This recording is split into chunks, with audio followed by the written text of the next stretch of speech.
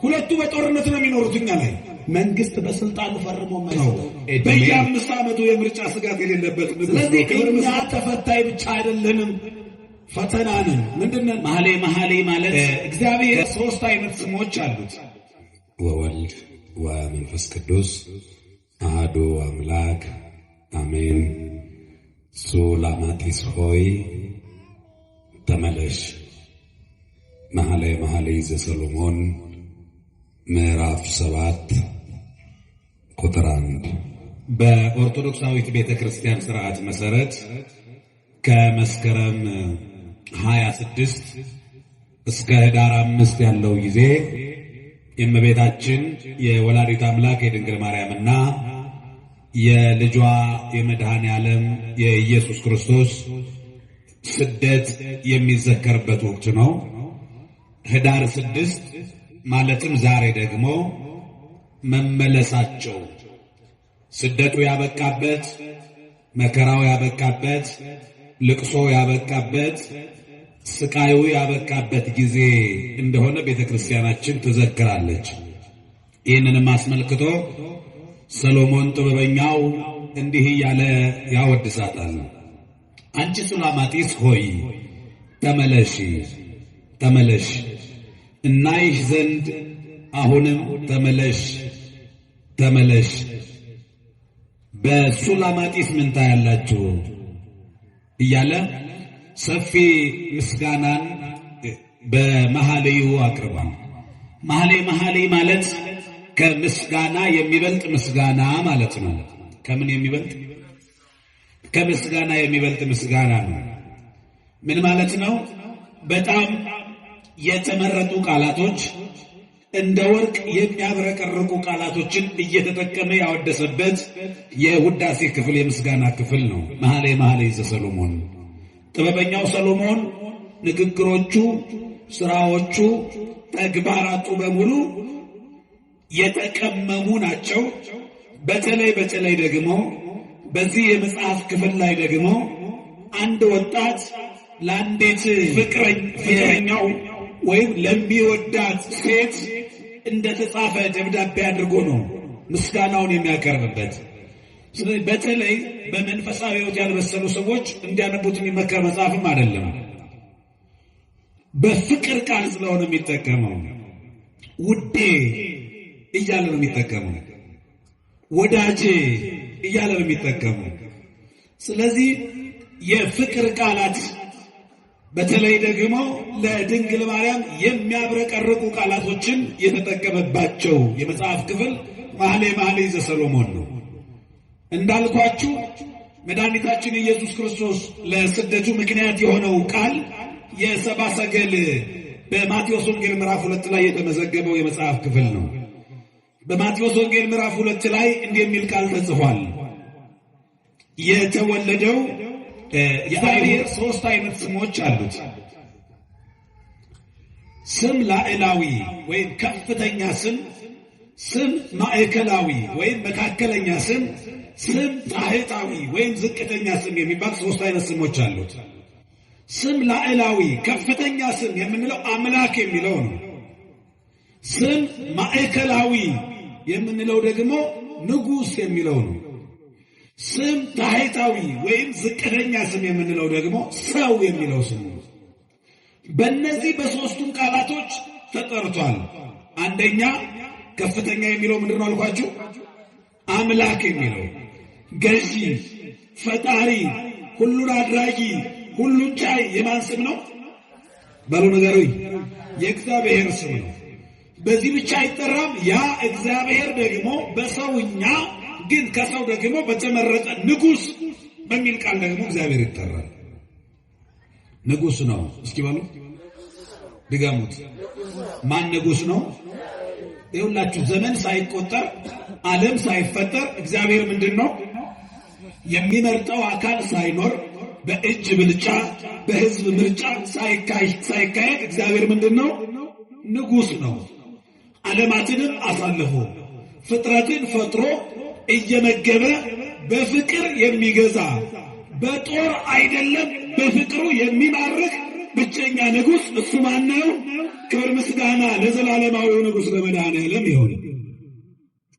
ለግዛቱ ወሰን የሌለው ይህን ያህል ዓመት ገዛ ተብሎ በዘመን የማይቆጠርለት ግዛቱ ለመንግስቱ ምን የለው ፍጻሜ የለውም ተብሎ የተዘመረለት ደግሞ ከዚህ እስከዚህ የሚባል የቦታ ገደብም የሌለው የዓለም ሁሉ ገዥ ምድርንና ምድራውያንን ሰማይንና ሰማያውያንን ፈጥሮ እየመገበ የሚገዛ ብቸኛ ንጉሥ ነው።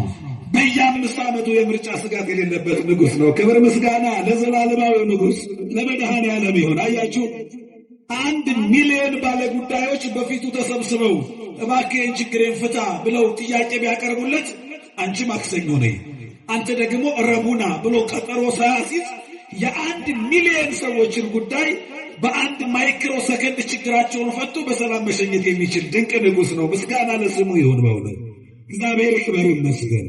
ስለዚህ ሰብአ ሰገል የተጠቀሙት ይህንን ስም ነው። የተወለደው የአይሁድ ምን ንጉሥ የሚለውን ቃል ተጠቀሙ።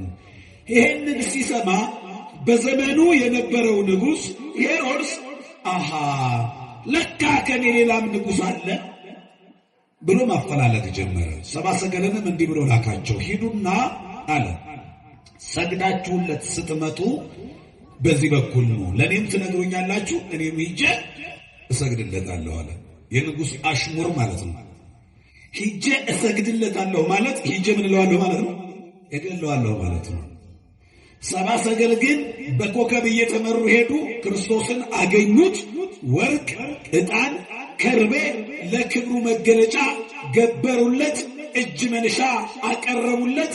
ደግሞ ሰገዱለትና መድኃኔዓለምን ካገኙት በኋላ በሌላ መንገድ ተመለሱ ይላል። በሌላ መንገድ ምናምን አሁን እኛ ጋር ሲሆን እግዚአብሔርን አግኝቶ በሌላ መንገድ መመለስ ማለት ምን ማለት ነው? በሐዘን መጥቶ በደስታ መመለስ ሌላ መንገድ ነው አይደል? የመጣንበት መንገድ የሐዘን ነው። የመጣንበት መንገድ ብዙ ጥያቄ ይዘን የመጣ ነው። ስንመለስ ጥያቄያችን ተመልሶ እንባችን ታብሶ የተሰበረው ህሊናችን ያልቅ የተሰበረ ቅስማችን እንደገና ተጠግኖ መመለስ ነው። እግዚአብሔርን አግኝቶ በመጡበት መንገድ መመለስ የለም። ተስፋ አድርገን መጥተን ተስፋችን ተፈጽሞ ነው የምንመለሰው። እያለቀስን መጥተን እንባችን ታብሶ ነው የሚመለሰው። በጥያቄ መጥተን እባክህ ይህን ነገር አድርግልኝ ብለን መጥተን ጥያቄያችን ተመልሶ ነው የሚሄደው። እግዚአብሔርን በትክክል አግኝቶ በዚያው በመጣንበት የሐዘን መንገድ በመጣንበት የትካዜ መንገድ መመለስ የለም። ይኸውላችሁ እግዚአብሔርን መጥታችሁ ስታናግሩት በእምነት ትችላለህ፣ የኔ አባት ትችላለህ፣ አምላኬ ትችላለህ፣ ትናንትናን ያሻገርከኝ ይሄንን ጨለማ ገፈህ ያንን የሚደነቅ ብርሃን የምታመጣ አምላኬ ትችላለህ ይሄንን ችግር መፍታት ብላችሁ እግዚአብሔርን መለመን አለባችሁ። ይችላል እኮ እግዚአብሔር። የእኛን ችግር እኮ ሰዎችም ሊፈቱት የሚችል ችግር እኮ አይደለ? ባለስልጣናት ሊፈቱት የሚችል ችግር ይሆናል እኮ ያለን አይደል? እግዚአብሔር እኮ ሰው የማይፈታውን ነገር እኮ የሚፈታ አምላክ ነው። ይሄን ድቅድቅ ጨለማ ባለስልጣን መግፈፍ ይችላል እንዴ? በማርያም ንገሩ። ይችላል ወይ? ማን ብቻ ይችላል? ይኸውላችሁ ነገ ጠዋት ያ ድቅድቅ ጨለማ ተገፎ ያ የሚደነቅ ብርሃን ሲወጣ በዚያ ብርሃን ላይ የመንግስት እጅ አለበት እንዴ? የቻይና እጅ አለበት? ማን ብቻ ይሄን ያደርጋል? ክብር ምስጋና ድንቅ ስራ ለሚሰራው አምላክ ይሁን። ይሄንን ባለስልጣናት የማይችሉትን ይሄንን ባለሀብት የማይችለው ድንቅ ስራ ምሁራን የተባሉ ሊሰሩት የማይችለውን ስራ ብቻውን የሚሰራ እግዚአብሔር የእኛን ችግር ማራቅ አይችልም ወይ? አራምናችሁ ንገሩ። በእምነት ይችላል አይችልም? ደግሞ ዛሬ ያለንበት ችግር ትናንትና ካጋጠመን ይበልጣል። ትናንትናን አላሳለፈንም እግዚአብሔር አላሳለፈንም ወይ? ትናንትናን ያሳለፈ እግዚአብሔር ዛሬ ሊያሳልፈን አይችልም? አምናችሁ አይችልም ወይ? እግዚአብሔርማ ይችላል። ሰማይን ያለ ምሰሶ ያጸና እግዚአብሔር የእኛን ሕይወት አጽንቶ መጠበቅ ይችላል።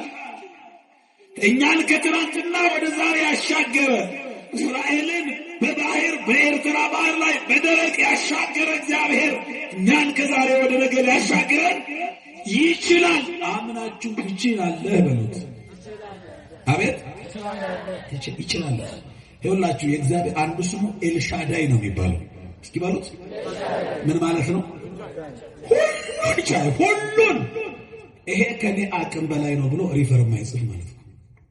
ሁሉን ቻይ ማዳንም መግደልም ማለት ነው። ከፍ ማድረግም ዝቅ ማድረግም ማለት ነው። መስጠትም መንሳትም ማለት ነው። መሾምም መሻርም ማለት ነው።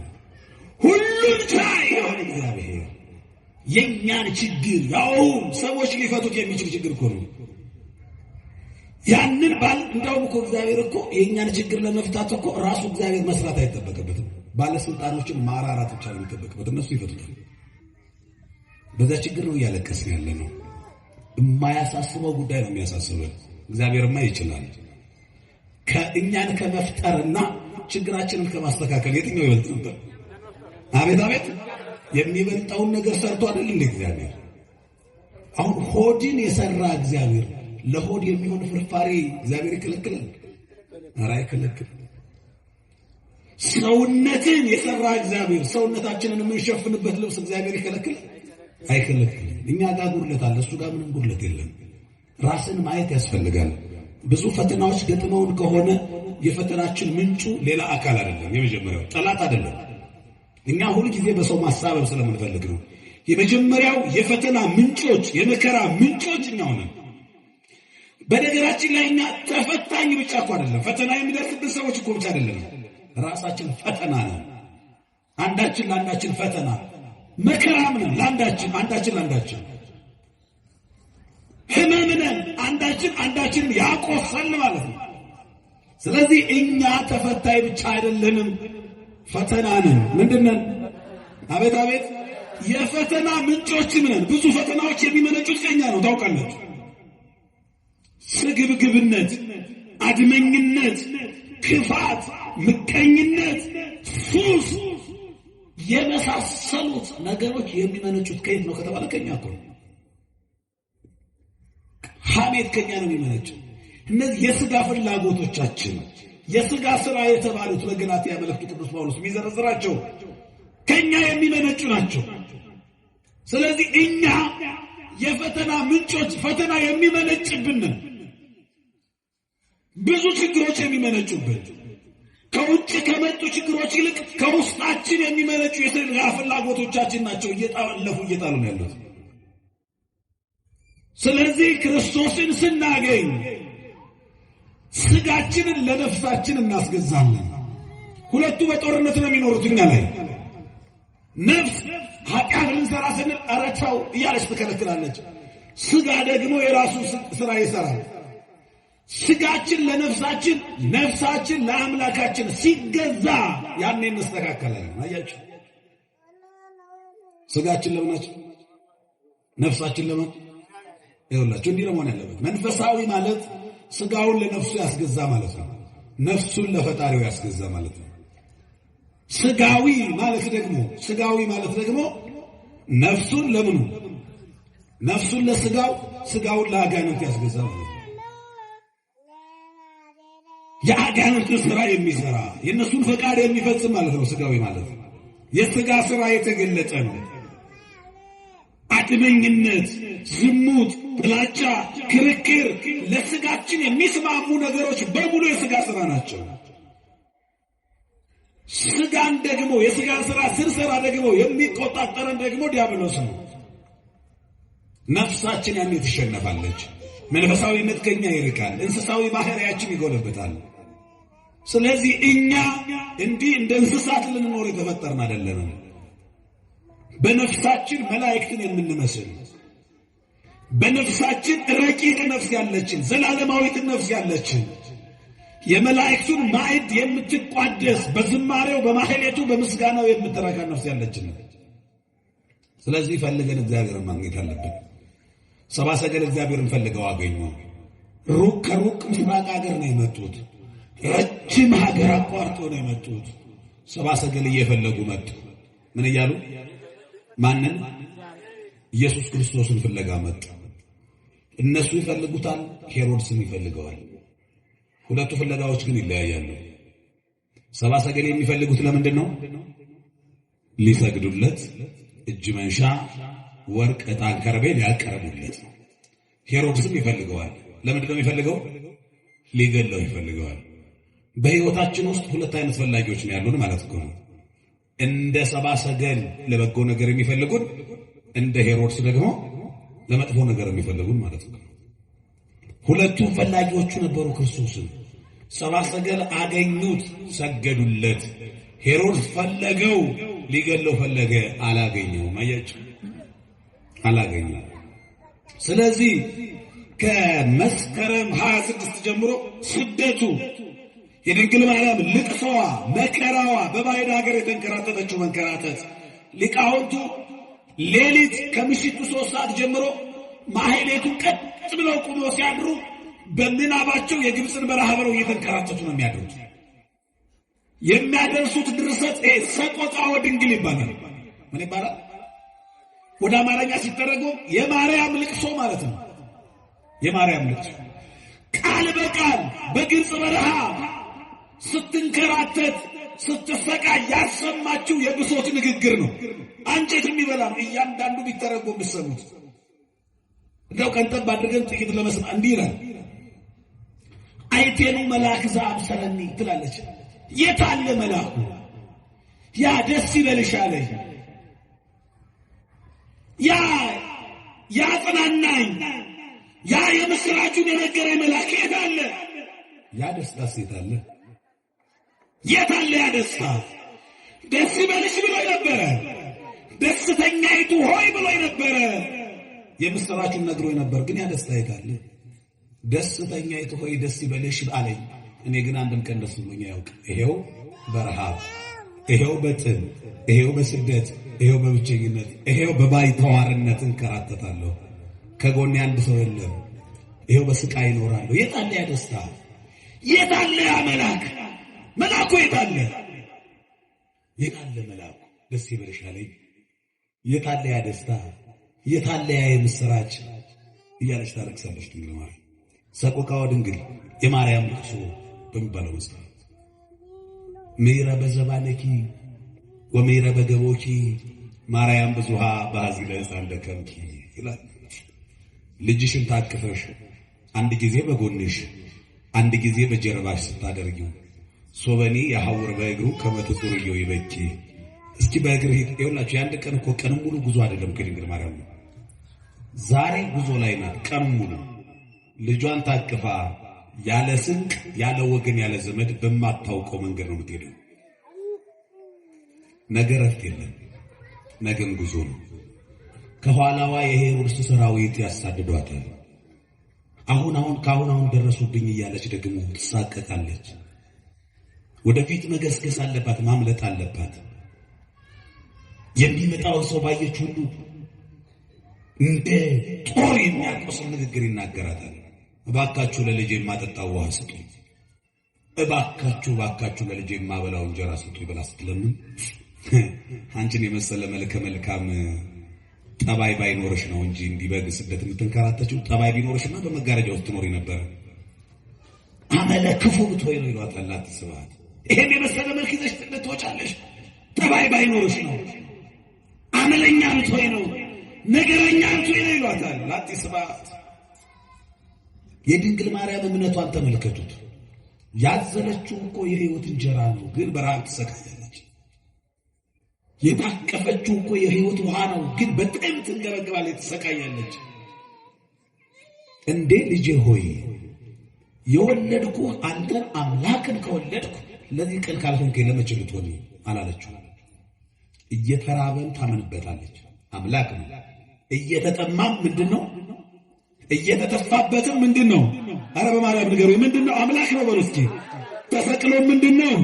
ወደ መቃብር ወርዶ ምንድነው? ሞትን ድል አድርጎ ሲነሳ ምንድነው? ክብርና ምስጋና ለትንሣኤው ጌታ ይሁን። ሲነሳም ሲሞት በሞተው ማመን ነው እምነት ማለት ነው። እንዴት አይነት እምነት እንደሆነ ይሁት። ትሰቃያለች። ያን የጽድቅ ፀሐይ ታቅፋ በብርድ ያንን የሕይወት ውሃ ረፍት የሆነው እናንተ ደካሞች ሸክማችሁ የከበደ ወደ እኔ ኑ እኔ ምን እላችኋለሁ አሳርፋችኋለሁ ያለውን ጌታ ታቅፋ እሷ ግን ረፍት የላትም። በስቃይ ነው ያለችው፣ በመከራ ነው ያለችው። እኔ በጣም ነው የሚገርመኝ እያንዳንዱ ሰቆቃ ወድንግል የተባለው ሰው እስኪ በእግር ሄድ ትለዋለች። ሳምንቱን ሙሉ ወሩን ሙሉ በስደት ትውልና ትከርም ትሰነብትና በእግር ሄድ ብላ ደግሞ ስታስጉዞ ካላቀፍሽ ብሎ እንደገና ያለቅስባታል። ሶበኒ ያውር በእግሩ ከመትጹርዮ ይበጅላል አልቦን በለ ሰሎሜ ሰሎሜ የተባለች ብርክት ሴት አለች ከጎኗ እሷ ታግዛታለች።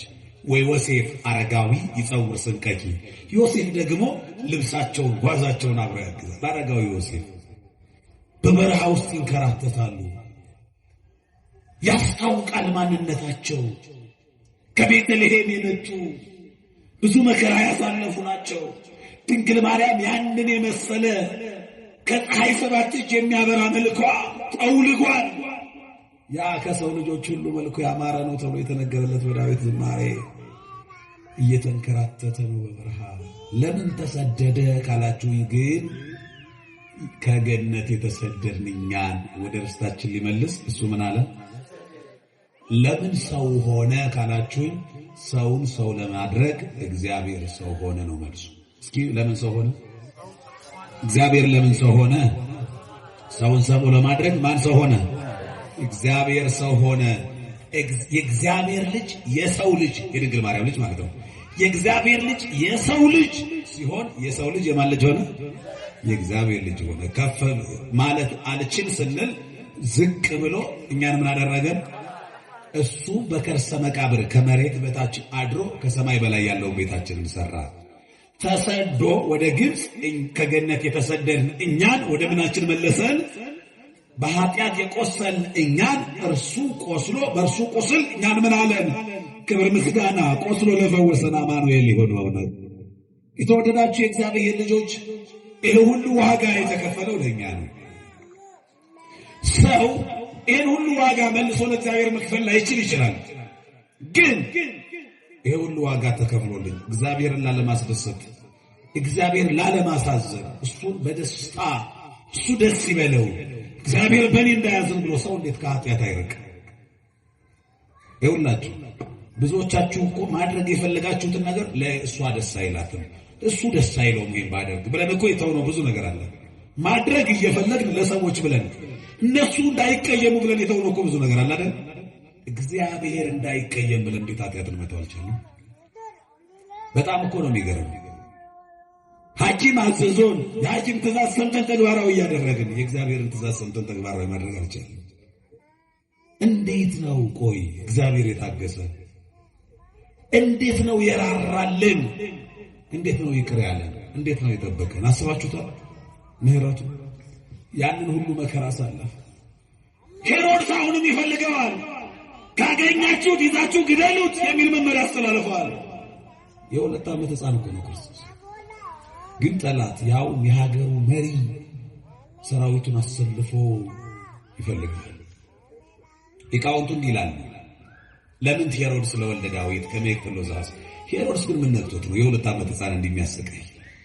ምን ፈልጎ ነው? ምን በድሎት ነው ክርስቶስን በሁለት በዛ ሕፃንነቱ እንደሚያሳድደው ብለው ይጠይቁና እስመ መሰሎ በቅናት ዘይወርስ ንግሶ አሉ።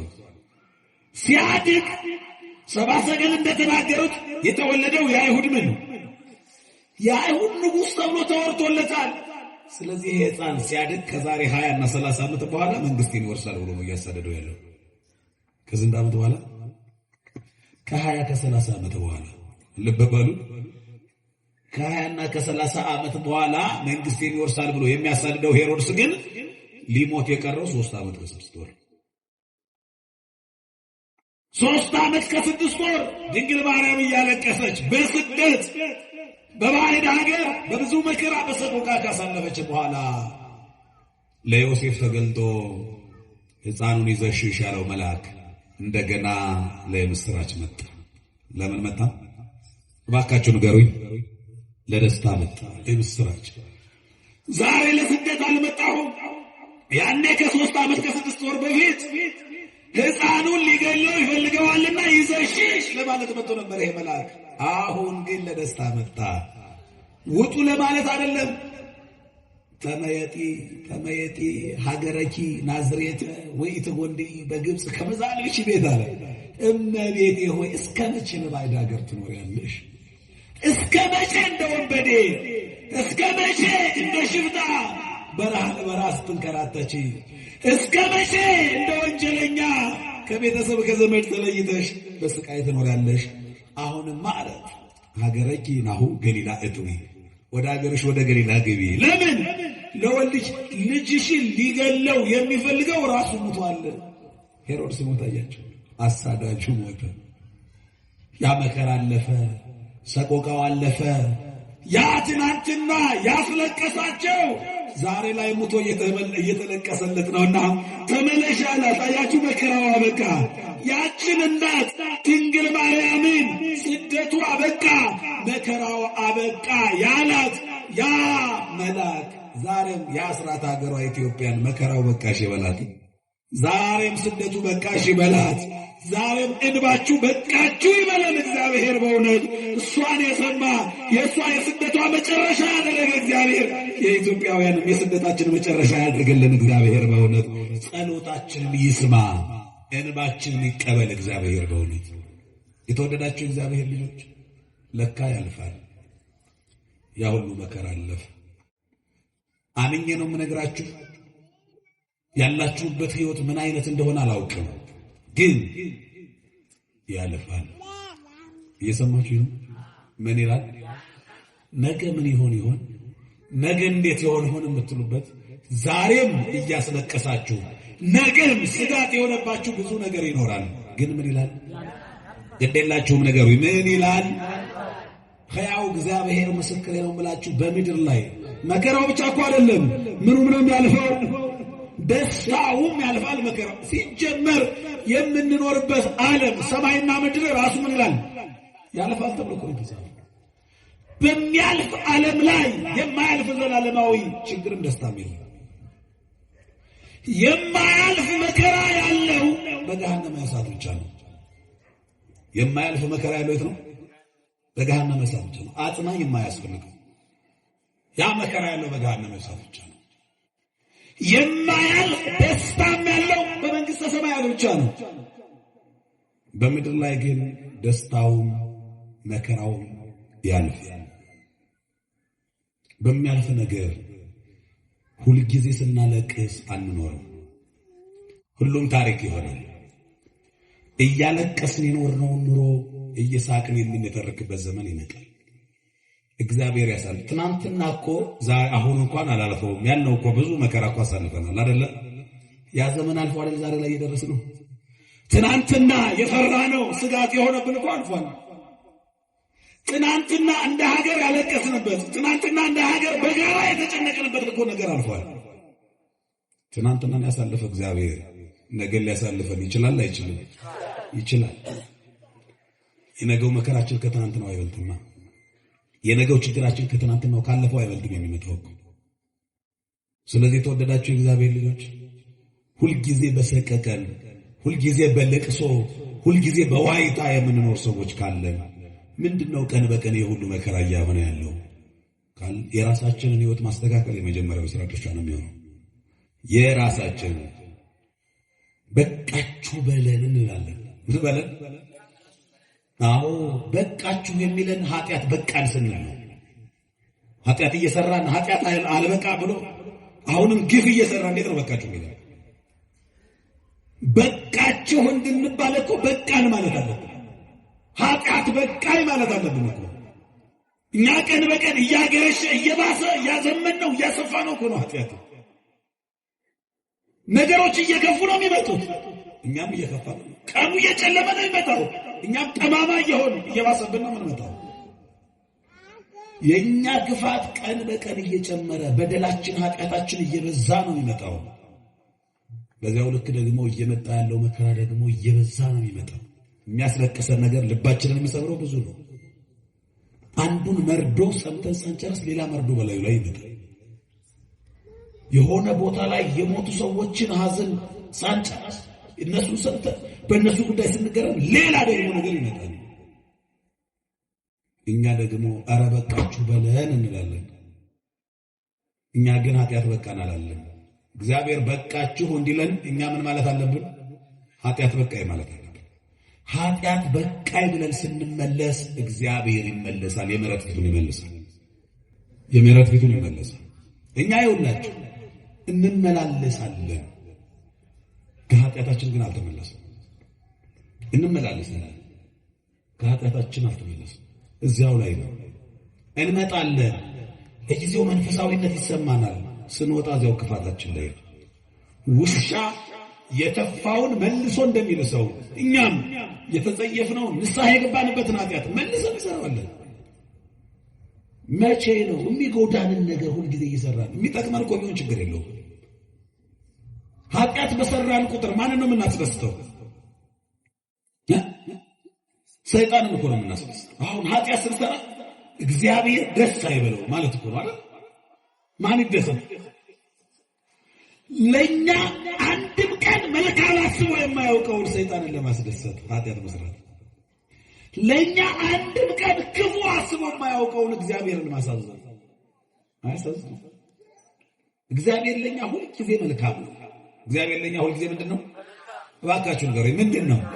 መልካም ነው። ሕያው እግዚአብሔር ምስክሬ ነው። የተጠቀምናቸው ቃላቶች ሌላ ቃል ስለሌለ ነው እንጂ እግዚአብሔር መልካም የሚለው እንኳን አይበቃውም። እንደው እግዚአብሔር የመልካሞች መልካም ይሉታል አንዳንዶች። እስኪ በሉት ይኸው መልካም የሚለው ቃል ራሱ አልገልጠው ሲል ይደርቡታል ሊቃውንቱ። እሱም አይበቃም፣ አይገልጠውም እግዚአብሔር። እኛ የነገርናችሁ አይደለም እኮ እግዚአብሔር ከነገርናችሁ ከፍ ያለ ነው። ሌላ ቃላትን ነው እግዚአብሔርን አባታችን ነው ብለን የምንጠራው። እየሰማችሁ ነው? ምናችን አባታችን እንለዋለን። አባታችን ብቻ አይደለም፣ ሌላ ቃል ጠፍቶ ነው እንዲህ ብለን የጠራነው። ከፍ ያለ ያንን ፍቅሩን ያንን ክብሩን ሊገልጽ የሚችል ቃላት ነው እንጂ እግዚአብሔር መምህራን የነገሩን እኛም የተረዳነው የሳልነው እሱ አይደለም። እግዚአብሔር ከዚያ ከፍ ያለ ነው፣ ከአይምሮ በላይ ነው። አማርኛ የሚገልጠው አይደለም እግዚአብሔር። እኛ ይህን እየተነጋገርን ያለነው በእኛ ደረጃ ነው። እዚህ ጋር ያሉ ወላጆች የተጠሩበት አይደል አባት የሚለው ቃል ነው አይደለም? ነው እኮ እኛ በተጠራንበት ቃል ያንን ቸር አባት መጥራት ስሙን ማጥፋት እኮ ግን ሌላ ቃል የለማ። ለሱ የሚሆን ያንን ፍቅሩን ያንን ክብሩን ያንን ልዕልናውን ያንን ቅድስናውን ሊገልጽ የሚችል ቃል ጠፋ። አባት ከሚለው በላይ ፍቅር ሊገልጽ የሚችል ቃል የለንም። አያችሁ? በቃ የደግነት ጥግ አድርገን የሳለው እናት አባት የሚለው እንጂ እግዚአብሔር ከአባት በላይ ነው። ይሄ አባት እኮ የሰማዩ አባት እኮ እንደ ምድራዊው አባት ማታ ወደ ቤቱ ሲገባ ዳቦ ለልጆቹ ገዝቶ የሚገባ አባት አይደለም። ራሱን ስጋውን እየቆረጠ የሚያበላ አባት። ይሄ አባት እኮ ለልጆቹ ወተት ገዝቶ የሚገባ አባት እኮ አይደለም። ደሙን የሚያጠጣ ቸር አባት ነው። ምስጋና ለስሙ ይሁን። በእውነት ምስጋና ይሁን። ከአባትም በላይ ነው። እግዚአብሔር እረኛዬ ነው እንላለን። ምን ነው? እረኛዬ ነው። ኧረ የለም ሌላ ቃል ጠፍቶ ነው እረኛ ያልነው። የትኛው እረኛ ነው ለበጎቹ ምግብ የሆነው? የትም የለም። እኛ በጎቹ አርደን የምንበላው ብቸኛው እረኛ እሱ ነው። ምግባችን፣ ጠባቂያችን፣ ልብሳችን፣ ሕይወታችን፣ ብርሃናችን፣ የጽድቅ ልብስ ሁሉ ነገራችን ነው። ቃል የማይገልጠው ነው። ክብር ምስጋና ለጠበቀን ለመድኃኔዓለም ይሁን በእውነት። ስለዚህ አባት ልዩ ነው፣ ልዩ ነው። ይሄንን አምላክ ተመስገን ማለት አልቻለም። ሌላ ነገር ክፈሉኝ አላለም። እሱ እንዴት አይነት ክፋት እንደሆነ እኛ ጋር ያለው አስቡት። ሰው ቢከለክል ራሱ በፈጠረው አንደበት እግዚአብሔር በፈጠረው አንደበት እግዚአብሔርን ተመስገን ማለት አስባችሁ ጋር የኛ ክፋት አሁን እስቲ ባሉት ደግሞ ከልብ ነው እንጂ ከልብ ይሄ ከልብ ነው ከአንጀት ነው ከአንገት ነው ማርያምን እኮ ዝም ብሎ አይደለም ታዲያ ተመስገን አይባልም። እግዚአብሔር ምንድነው የምታደርጉት መሰላችሁ? እግዚአብሔር ለማመስገን በርዕስ ነው እግዚአብሔር እኮ የሚመሰገነው። እግዚአብሔር የሰጣችሁ በጎ ነገር አለ አይደል? ወይ ልጅ፣ ወይ ወላጅ፣ ወይ እድሜ፣ ወይ ጤና፣ ወይ ስራ፣ የሆነ ነገር ትፈልጋላችሁ። የምትደሰቱበት ልጅ ማረፊያ የሆነ ልጅ ሰጣችሁ አይደል? እሱን እያሰባችሁ በሱ ርዕስ ነው የምታመሰግኑት። ተመስገን ትሉታላችሁ። እየሰማችሁ ነው? ግን እስኪ አሁን በሉት ልባችሁ ትከሻ ላይ ይሄን ቃል አስቀምጡት። አንድ እግዚአብሔር የሰጣችሁ በጎ በረከት እሱን ልባችሁ ላይ አስቀምጡና በሱ ነው የምታመሰግኑት። እስቲ በሉት ድገሙት። በማለት እጃችሁን እንደዚህ አድርጉት። እንደዚህ ቆይ እንደዚህ ወደ ላይ አይደለም፣ እንደዚህ በምስጋና የሚገኘው በረከት እንደው ይብዛላችሁ። እስኪ በሉት አሁን ደስ አይልም ይላል አይደል? ድገሙት። አሁን በልባችሁ የሆነ በጎ ነገር አስቡ። አብሮ ያዋለን እግዚአብሔር። ብዙዎቹ እኮ ይሄንን ምሽት እኮ እስር ቤት አሳልፈዋል። ይሄንን ምሽት እኮ ጤና ጣቢያ የሚያሳልፉ ሰዎች አሉ። ታውቃላችሁ? ግን እኛን የታስመሸን እንደ ባለማረግ ኃጢአት እንዳልሰራ ሰው በቅዱስ ቦታ ሰብስቦ አስመሸን። እስኪ በሉት ተመስገን በሉት። አቤት ተመስገን። ነገ ጠዋት የእንጥቅጥቅ ጨለማ ሲገፋው እኩል ነው የሚያደርገው እግዚአብሔር። እኩል ገንዘባችንን አይቶ አካውንታችን ላይ ያለው ታይቶ አይደለም፣ እውቀታችን ታይቶ ስልጣናችን ታይቶ አይደለም። በረንዳ ላይ ወድቆ እያጣጠረ ላለው ድሃም የተንጣለለ ቪላ ቤት ውስጥ ለተኛው ባለሀብትን መድኃኔዓለም እኩል ነው የሚያነጋው። ከጠቅላይ ሚኒስቴሩ እኩል ነው የሚነጋው። ታውቃላችሁ? ከሚሊዮነሮቹ እኩል ነው የሚያነጋው። ይሄ ደግሞ የሆነው እግዚአብሔር ስለሆነ። እግዚአብሔርማ ባይሆን ይቺ ፀሐይማ በኮሚቴ የምትበራው አይታስባችኋል? ለአንዳንዶቹ ባለሀብቶች ሌሊት 6 ሰዓት ትበራላቸው ነበር አይደል? ለአንዳንዶቻችን ደግሞ በድቅድቅ ጨለማ እንኖር ነበር። እግዚአብሔር እንደ ሰው አይደለም። እኩል አነጋው፣ እኩል አስመሸን።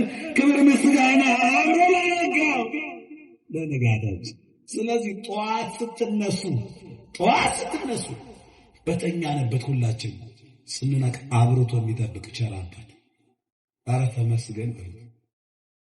ጠዋት ስትነሱ ሁል ጊዜ ቤተሰብ ውስጥ ያለ ሰው የሆነ ወሬ ቢጀምር ንግግር ማናገር ቢፈልግ ያነጋላችሁን ጌታ ተመስገን ሳትሉት ከነሱ ጋር አፋችሁ እንዳታናግራችሁ። መጀመሪያ ጨለማውን የገፈፈው ጌታ እሱ ምስጋናውን ይውሰድ። የንግግራችሁን ገፈቱን እሱ ይውሰድ። ይኸውላችሁ መጀመሪያ እሱን አመስግኑበት። በቃ እናንተ በሰላም ስትነሱ አይኑራችሁ። የተመሰቃቀለ ህይወት ውስጥ እኮ ልትኖሩ ትችላላችሁ። ግን እኩል ነግቷል ካላቸው እኩል ከባለስልጣኑ እኩል ከነጋ ደግሞ በዚያ ሰዓት እናንተ ከምኝታችሁ ስትነሱ ሰው ደግፎ የሚያስነሳቸው የጤና ችግር ያለባቸው አሉ። እናንተ በሰላም ተነሳችሁ አይደል ከምኝታችሁ?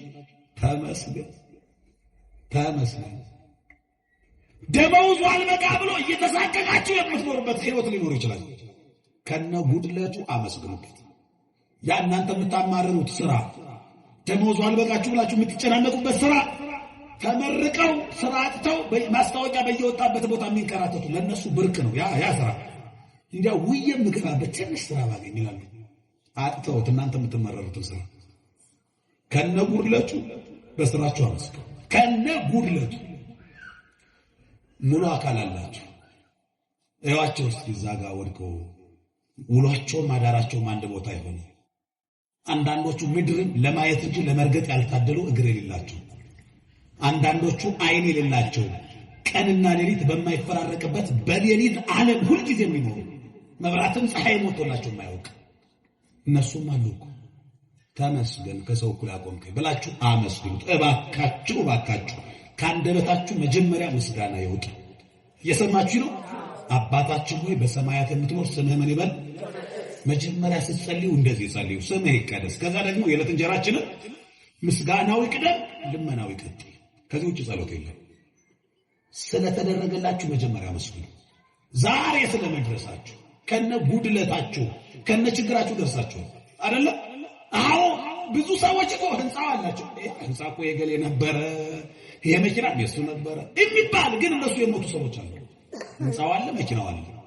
ተጨምቆ አንድ ላይ 1 ዓመት ማኖር አልቻለም። ያ ገንዘብ እያላቸው ሙተዋል። እየሰማችሁ ነው? እያላቸው ምን ብለዋል? እኛ ግን ሳይኖረንም አኖሮናል። አያችሁ፣ የኛ ጌታ ክብር ምስጋና ይግባው። አያችሁ፣ እንዲህ አይነት ቸር አምላክ ነው። ይሄንን አምላክ ማመስገን ይገባል። ሌላ ነገር አታድርጉለት፣ ግን አመስግኑት። ዛሬ ችግሩም እኮ ያለው ስላለን እኮ ነው። ባንኖር እኮ ችግርም የለ፣ ማጣትም የለ፣ ማግኘት፣ ደስታ፣ ማዘንም የለ። መኖር ትልቅ ነገር ነው። ባይኖራችሁም ከኖራችሁ ተመስገን ያስፈልጋል። ብዙዎቹ እናት በደግነቷ ቆርሳ የማትሰጠው መንግስት በስልጣኑ ፈርሞ የማይሰጠው እድሜ ነው። እድሜን ከሰጠ እግዚአብሔር ምን ይገባዋል? ምን ይገባዋል? ለዚህ ጌታ ከፍ አድርጋችሁ ምስጋና አቅርቡለት። ተመስገን የሚያስብል ሕይወት እግዚአብሔር ያድላችሁ። በዘመናችሁ ሁሉ በጎ ነገር ይሁንላችሁ። የሰማነውን ይባርክልን።